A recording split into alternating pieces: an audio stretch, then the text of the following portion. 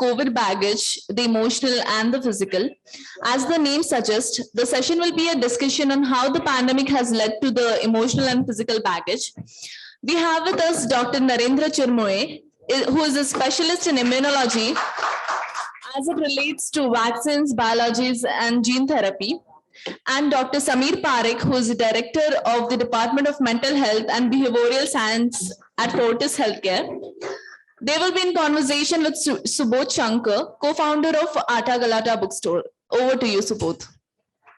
Good evening, everyone. And we have here two people that are pursuing their fields at the top of the game. Dr. Sameer Parekh has come to us from Delhi. He's one of the leading experts in the field of mental care in this country. And we have Dr. Narendra Chirmoe from our own Bangalore, who's going to talk to us about his experiences in the field of vaccine development. So to start with, I want to talk about how what's happened in the past year and a half has really accelerated things in your world. I mean, obviously, I think with the world of mental health, the acceleration has been in the wrong direction. It's just made an already bad situation worse. And if you could kind of talk about it. I think that's a very valid point.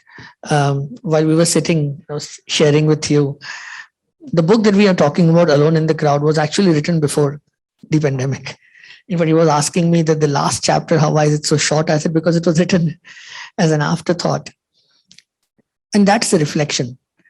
The thought about writing on the fact that in urban spaces there was loneliness was over past decade of talking to young people, young adults. We are now talking about it in terms of quarantine and isolation and lockdowns. But what we don't understand is that it's not that COVID has suddenly brought out some mental health issues. Mental health, unidentified, almost like a silent epidemic, has been there for a substantial period. You ask yourself a question. If you top 1 or 2 illnesses in the world, depression is one of them. 5% of the world population. You look at suicides. In fact, Dr. Nandini Murlini is speaking here. Fabulous book. You must read that book. Very, very compassionate, very insightful and sensitive work that she's done. We lose an individual every 40 seconds. 40 seconds. So if I have spoken for 120 seconds, think about it. That has been there. What happened during the pandemic was that a lot of it got exposed. And what got exposed was that the meaningful relationship component which was missing from our lives went exposed. Because in the rigors of life, waking up 7 a.m., going to work, coming back 8 or 9, 6 days, 6.5 day week, night shifts, morning shifts, commuting time, social media time, followers, likes, views, so on and so forth. We just didn't realize how things were going. And when a crisis hit us, we actually were struggling to find our own. And that's where COVID also brought in the opportunity, where people rekindled their relationships, revalued their relationships. School alumni started working and neighbors started helping each other. Young generation started talking to elders at home. So lots of that also happened. And I think all of us need to keep this in mind, that mind needs to be given a priority. And I think that's what my thought is. Dr. Chirmoe, in your field, I think the development with COVID has accelerated in a different direction. Vaccines that used to take years, if not decades, we've managed to sort of compress that process and bring out effective, or at least what we think are effective vaccines in a matter of months. Why don't you give us a talk about how COVID has sort of led to the acceleration in your field of specialty? Yeah, no, thanks. First, thanks all for hosting us. This is an incredible opportunity to speak here in this LitFest. So this question about how did vaccines for COVID come up just in 1 year? A nice statement for a good friend of mine, Bruce Levine, who sort of read the book and has written a little blurb at the back of the book. He's a very famous cancer immunologist. And he starts all his talks by a talk like this. In the field of cancer, there's been a revolution in the last 5 years where certain kinds of cancers are becoming curable. It's unbelievable. This is by activating our own immune system, and the immune system kills the tumor. So when he starts his talk, he says the unprecedented overnight success of cancer therapy took 40 years. Right? Everybody is looking for a sensation, and everybody looks that COVID is developed in 1 year. But look at the people who've developed the vaccines. Catherine Janssen, 40 years of solid vaccine development behind her. She led the vaccine effort. She's a very good friend of mine. Jackie Miller, head of the Moderna program. I've written about both of their personal stories in the book. I know them personally. So I've had a what do they call it in literature? First row seat, first row view of the entire development process of both the Pfizer and Moderna vaccines and the Janssen vaccine. So it's been an incredible ride. Many years ago, I'm going to elaborate a little bit beyond the question for one point, but I want to make. Many years ago, my daughter, who now teaches yoga full time in Philadelphia, asked me one day when as Indian parents say, what are you going to do with yoga? Shouldn't you do engineering or medicine? Right? Usual question. She said, when you did immunology 45 years ago, did you know that COVID was going to happen? And my 45 years from PhD to now, right? I studied immunovirology. Suddenly I've become important. So, I wanted to add that a little bit, but we'll talk more about it. And a lot of what I've written are the factors that allowed the vaccine to be developed in the year are in the book. Absolutely. And I'm going to go back to you with my follow-up question. So if we go through your book, I want to broadly break your life's work and experiences into 4 parts, right? And 45 years of work broken into 4 parts. And we're not going to talk about the book to either of these gentlemen here. We're going to talk about their life's work. Hopefully you will read the book later and find out more. Let's talk about the last part of the 4 parts, which was your time here in Bangalore, working with Biocon, among other people. Right. Tell us about your life and your experiences there. Right, great. So in 2015, after working for about 30 years in the US in different pharmaceutical companies like Amgen and Merck, and I had opportunity to work in UPenn and Cornell, creme de la creme of academia and industry, you come to a realization that you've spent 30 years in your life. Is this what you want to do for the next 20? Or do you want to do something completely different? So, this philosophical moment in your life, right? So that time, I felt like I wrote myself my requirements of what I would like to do in the next 20 years. And the couple of things in that list were that I want to work in a company, or I want to work in an organization that is more impactful to society rather than just making money. The second was that I want to work in a country that's outside the US, because I had worked in the US for many years and I wanted to work. And that time I was thinking Australia, New Zealand, Europe, right? I wasn't thinking India at that time. And then I said, I want to take vacation. Like I want to go to India for 3 months. I had never been to India for more than 2 weeks for 40, 30 years that I was there. So I said, what the hell? I'm just going to go for 3 months and see what happens.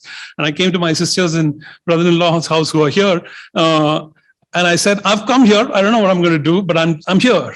So through the network of people that she knew, she got me introduced to have lunch with Kiran Mazumdar-Shaw. And so, sort of rest is sort of history, and my friends from Biocon are here. And what happens is, sometimes what happens is, I keep talking about this to a lot of people now, is that when you really, really want something, it's sort of very ironic and iconic phrase from your 3 Idiots movie, right? Jab kuch chahiye hota hai na, to kainat de deti hai. So that's how sort of I came into this, came to Bangalore. But I'll pause here and maybe we can. Absolutely. I'm going to sort of take off something from Dr. Chirmule's book, right? Where I think he talks as much about the failures, right, that lead to the eventual success.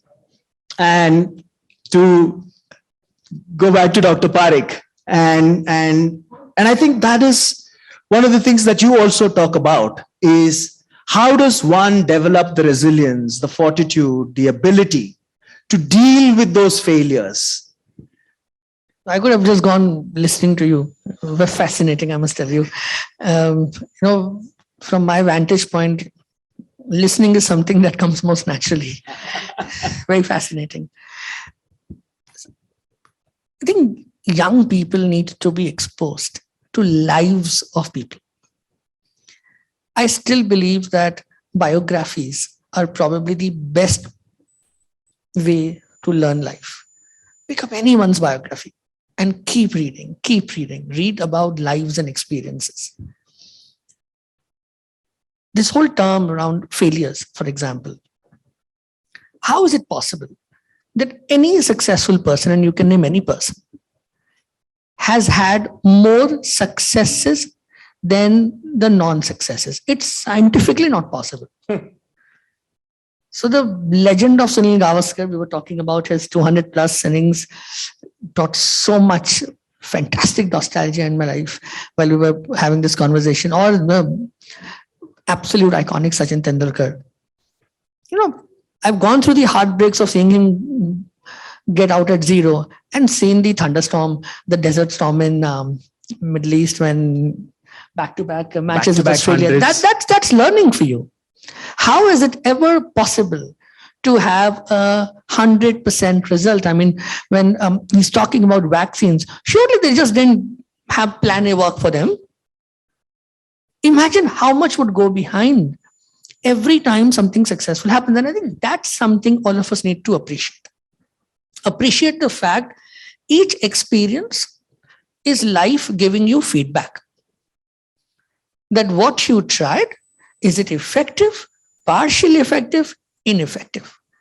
Learn from life, keep shaping your own self until the effectiveness takes you to some destination. There will be lots of hurdles, lots of disappointments, part of life. And that's something one needs to understand. So it's not like a social media post that you've put on and seeing how many likes you got in the first 1 hour or first 2 hours. Life is way beyond the initial what you get. And that's the approach which is important. It's experiences and learning from life's teaching moments. Failures and successes is just a word to describe the same experiences. That's the way to look at it. Brilliantly said. So if I look at your book, and I'm just picking up from the various parts of your book, right? So one of the things that you talk about is acknowledge the problem. And some of what you just said now, or some of what Dr. Chirmule talked about in his book through their experiences, starts with that. You acknowledge the problem. I think that was such an important yet seemingly very, insignificant thing that you've said in your book. Could you please talk about that? Because I think that today is probably one of the most important things one can make, one can tell someone else. No, absolutely. If we don't acknowledge something, how will we address it? It's as simple as that. And when we talk about mental health per se, not merely about loneliness, which is one aspect of our life, which we will experience sometime or the other. It just depends how. But the entire problem around mental health has been because of our denial of acceptance. If 1 in 5 people in the world are going to have a mental health issue in their life, and if there are 10 people sitting in each row, it's not possible that at least 2 people in each row will not have a problem in their lifetime. We can't deny this. And this is statistics, applies to everybody. So what background, what this, what that, doesn't make a difference. This is statistics. 1 in 5 is 1 in 5. But when we don't acknowledge it, we don't do anything about it. And then stigma comes in. Stereotyping comes in. discrimination comes in and people struggle.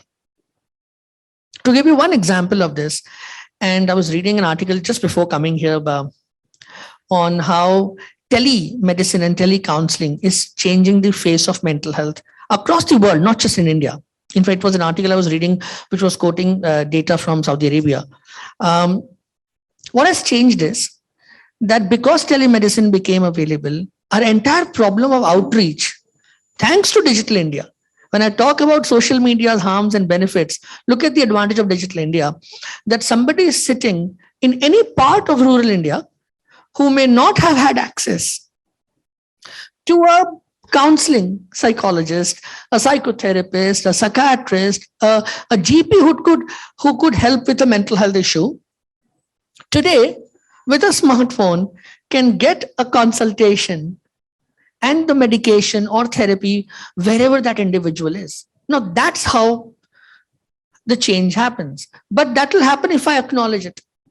But and these are related. Accessibility to help and denial of the problem a lot of times are also correlated. Sometimes there may be knowledge, but if you don't have accessibility, what do you do with the knowledge? Correct. So both things need to be looked at, and that's where Bangalore Literature Festival, the fact that you have a conversation on mental health happening in a literature festival, multiple conversations happening. Like you said, Nandini Murli is really sensitive work. In fact, there is a panel which is going to happen probably immediately after this. And for those who are interested, it's a panel where writers talk about grief. Yes.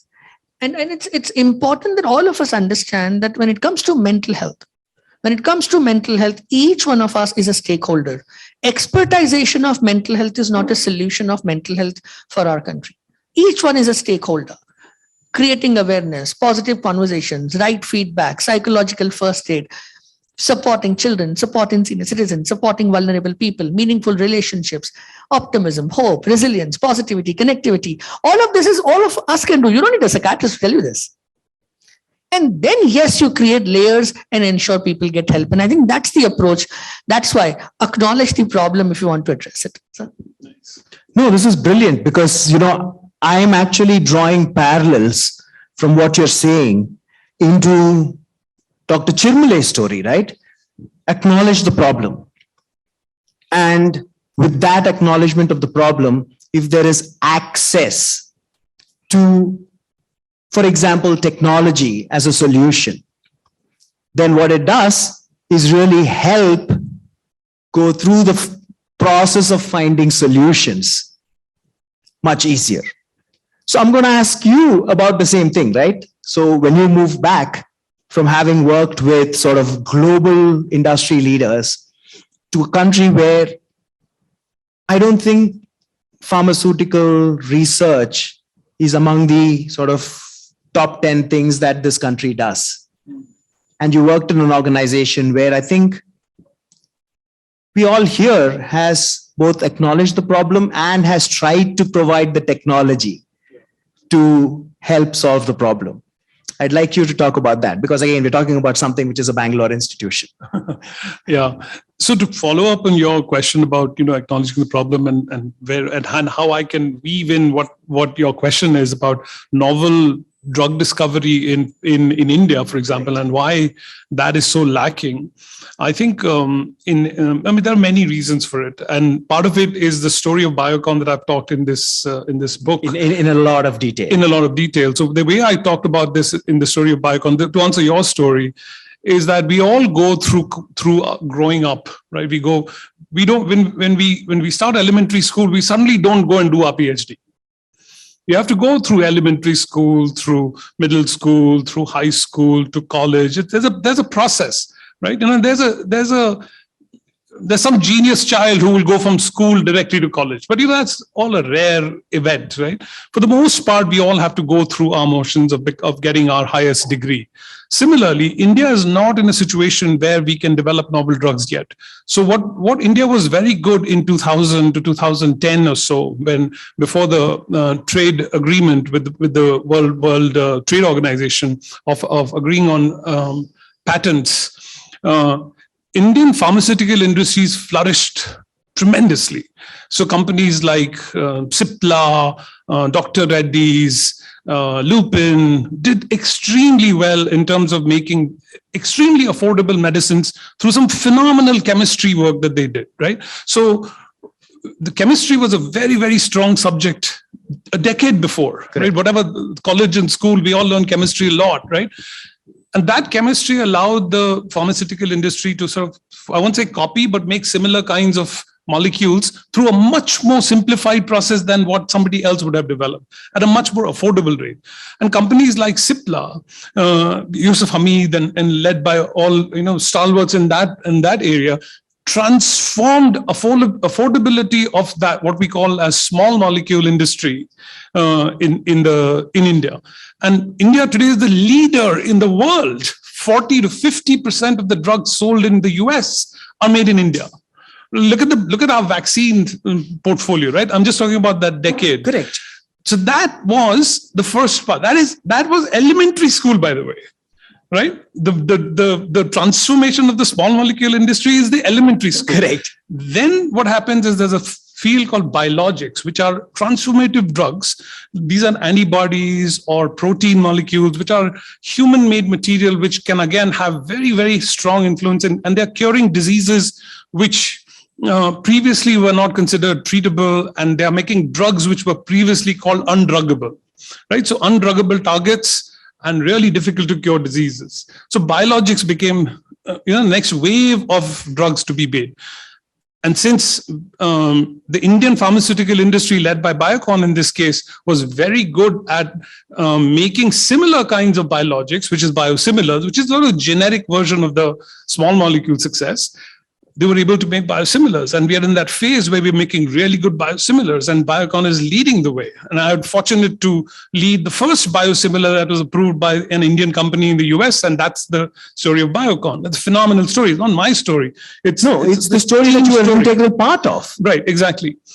So that now is sort of middle school, high school, right? Now we are slowly in the phase of developing novel drugs, and now where is the novel drug discovery? We are making cell and gene therapy, right? We have our friends from here, from Immunil, who's Hemant is here representing, and they are developing cell and gene therapy for patients in India. This is now, I won't even say, this is now college. This is not even advanced college. Now we have come to college, right? Slowly we will get to university, so slowly we'll get to our PhD. So India is on that track, and we will get there. And now we will get there extremely rapidly. What companies like Amgen and Genentech and other companies took 40 years to develop, we will do it in 5 years. Brilliant. I think remarkable. I hope that's the way things are going, how the government is funding, how the VC community is, going behind novel drug discovery. The whole infrastructure, raw materials are being made.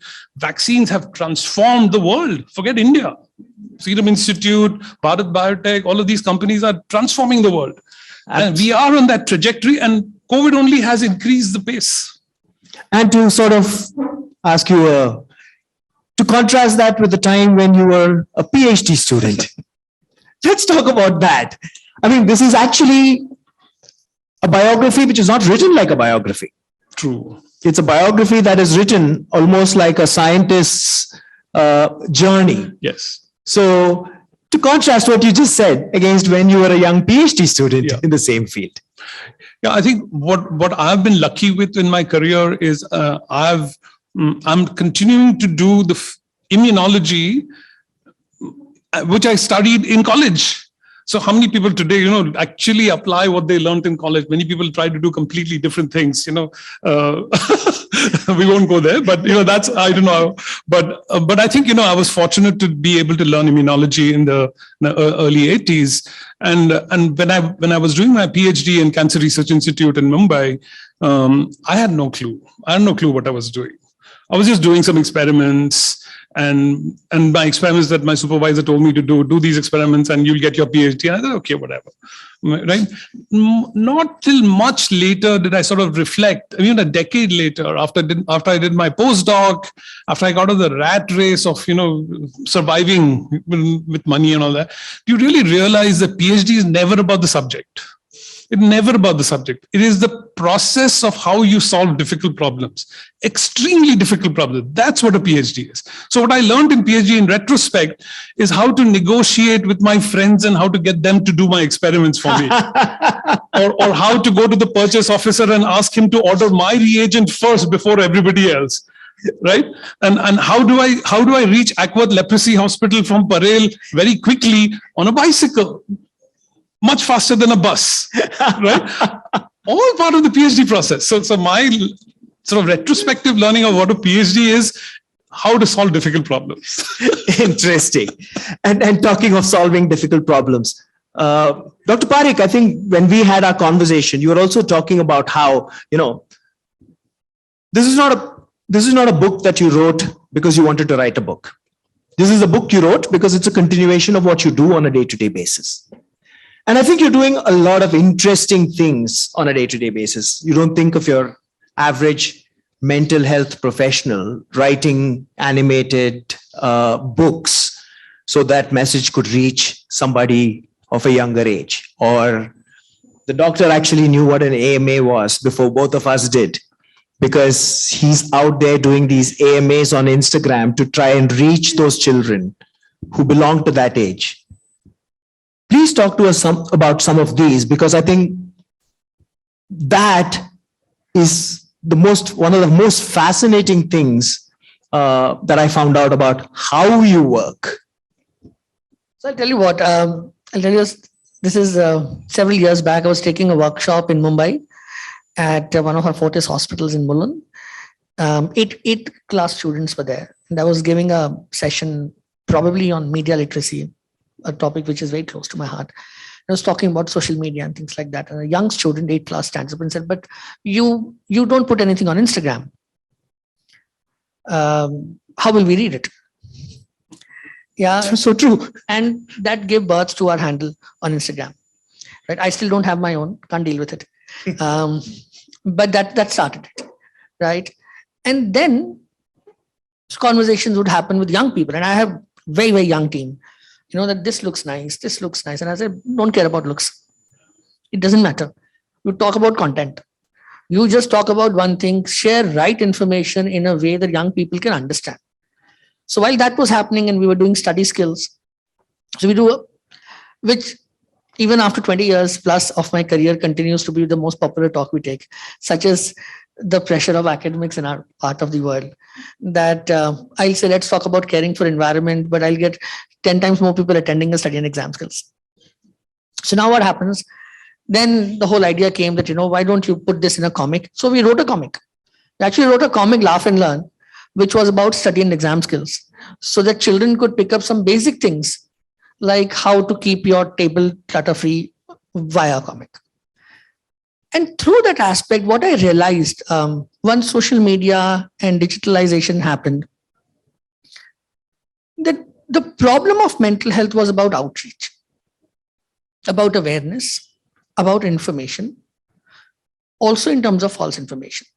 So I realized that when you take a physical session in a school, you address 30 kids, 40 kids, 50, assembly maybe 100. But when you utilize the digital advances and social media, you can actually reach out to so many more people, that now we cross almost 100 million lives plus every year in the lives touched through social media, just with information. Now, it's up to me to ensure that the information that I share has to be something which is absolutely spot on, because how else will young people learn to distinguish between reliable sources and not? Because all sorts of rubbish is out there. So somebody will tell you that medicines are for lifelong, don't take medicines, they're only sedatives, or don't take counseling, you just talk to a friend. Of course, talk to a friend, family, grandparents, everybody, keep talking. But yes, you may still need sometimes to talk to a counselor. They're experts that do a specialist work. So what we realized was that the community approach to mental health, which is awareness, skill building. And that's how even the book, the idea of loneliness book, and like I said earlier also, was not COVID. For the past more than 5-6 years, young people would keep coming and talking to me. I feel alone. I don't have me time. I don't have time for family. So a typical young person goes a 6.5 day week, so on and so forth. And then COVID happened. The same individual would today talk about, I want to go out. Was asking for work from home. Now I want to go back to work. Was upset about commuting problems. Now wants to commute. Wanted family time. Now wants a break from there. So we somehow find dissatisfaction in either ways and find the other side, which is greener, which actually is not true. We just need to find our sense of content. You need to find your sense of feeling good, irrespective where you are, and then build on it brick by brick. So our entire approach with schools, we do a mental health curriculum. We do pro-social peer moderator, which is building life skills. We talk about psychological first aid, what parents and teachers can provide. We talk about cyberbullying for young people. For corporates, we talk about why don't you focus on mental health outcomes? EBITDA, yes. PNL, yes. But how about a mental health outcome? And then you go forward. And in the same way, the helpline happened. We started a helpline, a half-day helpline, became a full-day helpline, became a 24-hour helpline, became a 14 languages helpline. And all of this is happening because younger people in the field of mental health continue to contribute. Individuals don't create anything, nothing. There is no I. There is nothing in I. If the we doesn't work, I will not succeed. And that's COVID's message to all of us also.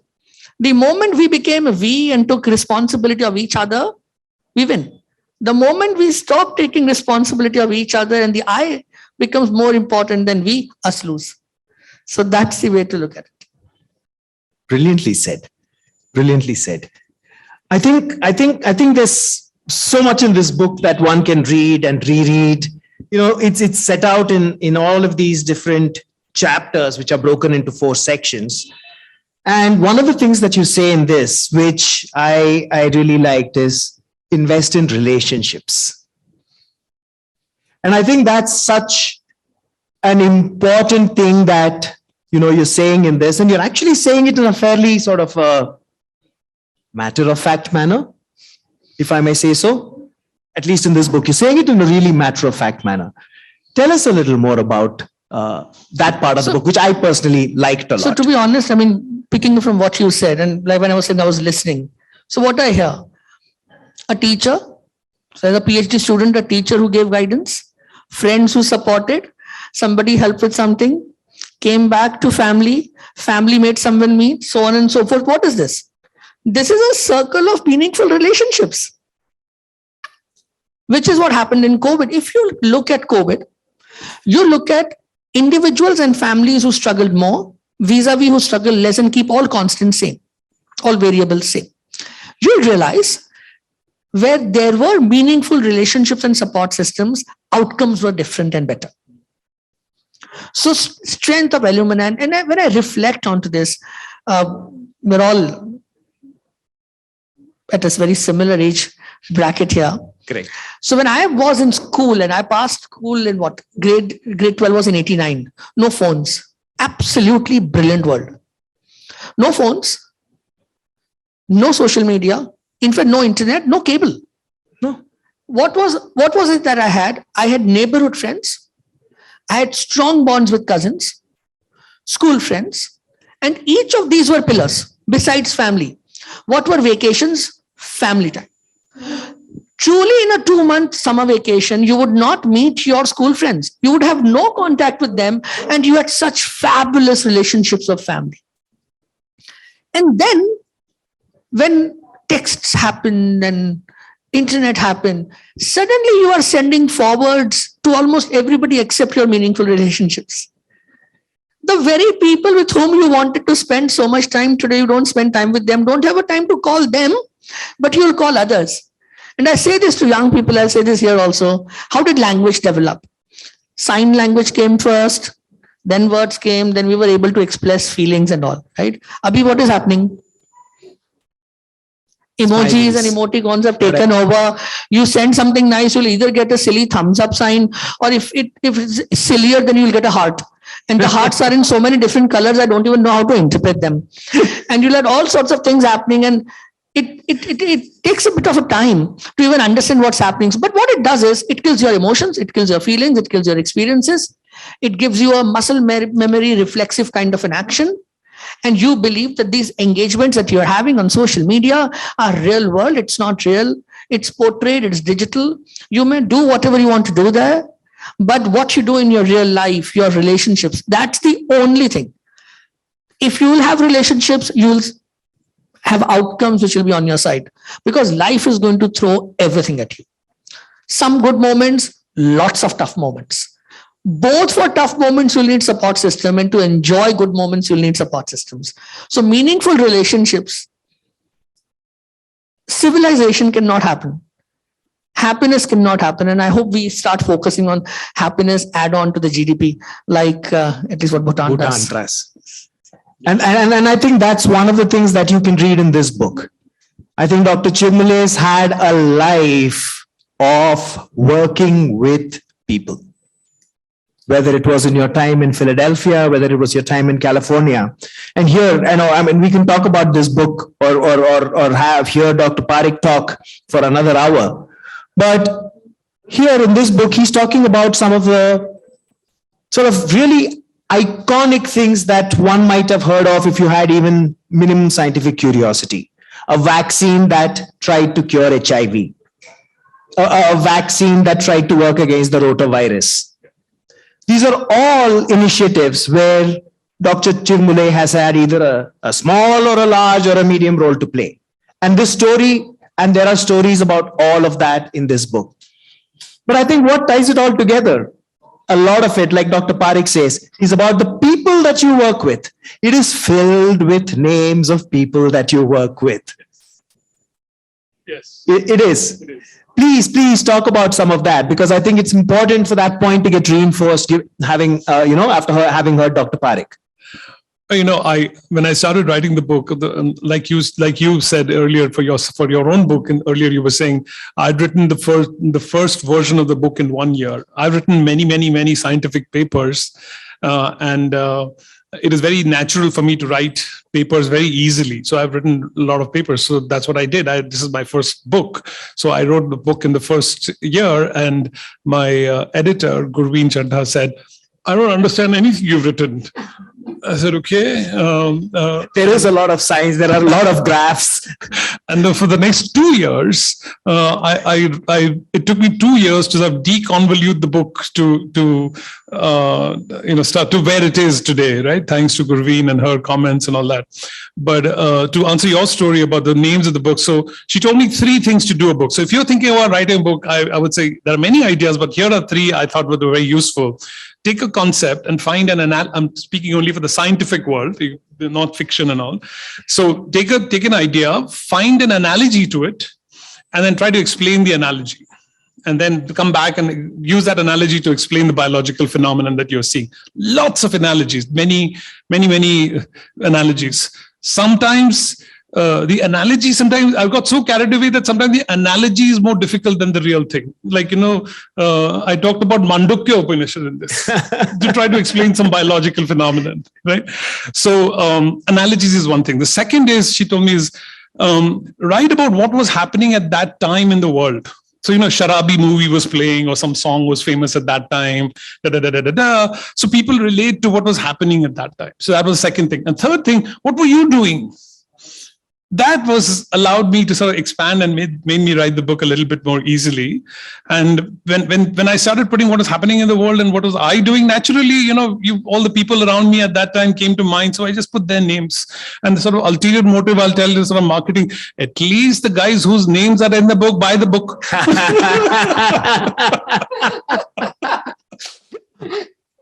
There's anybody in the audience that has a question?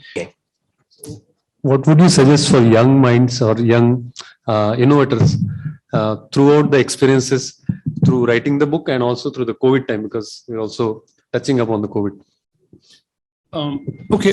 If I understood the question, what would you suggest to young minds about COVID and writing books? in general, like, oh my God, पूरा वो क्या नाम है उनका वो ज्ञानी उनके YouTube video सुनने पड़ेंगे. What can I tell in 2-3 words? What are the main things in life?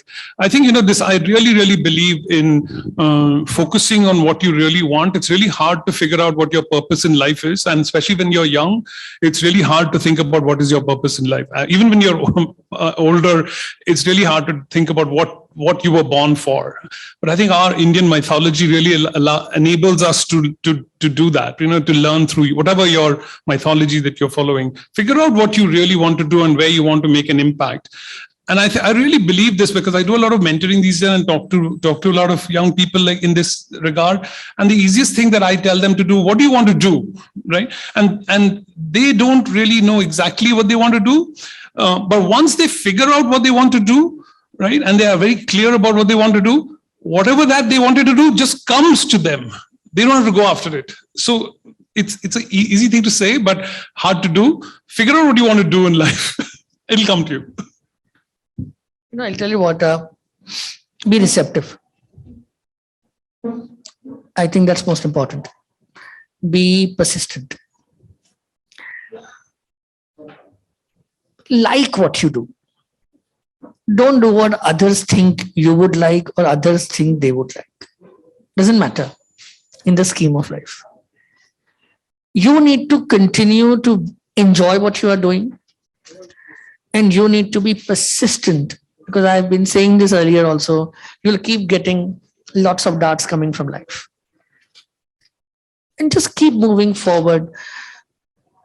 Value your well-being, because if that goes up and down, in any case, you won't reach where you want to reach. Nothing in life happens without meaningful relationships. So friends, family, colleagues, invest in that. Brilliantly said. On that note, thank you all so much. Oh, sorry. So I want to thank both. You've done a marvelous job the last couple of days that we've been talking about. You yourself have such a beautiful story to tell about Atta Galata and everything else. But thank you for such a beautiful time that you gave us for the last couple of Life days. has constantly given me the benefit of meeting interesting people. That's all I can say. Thank you all so much.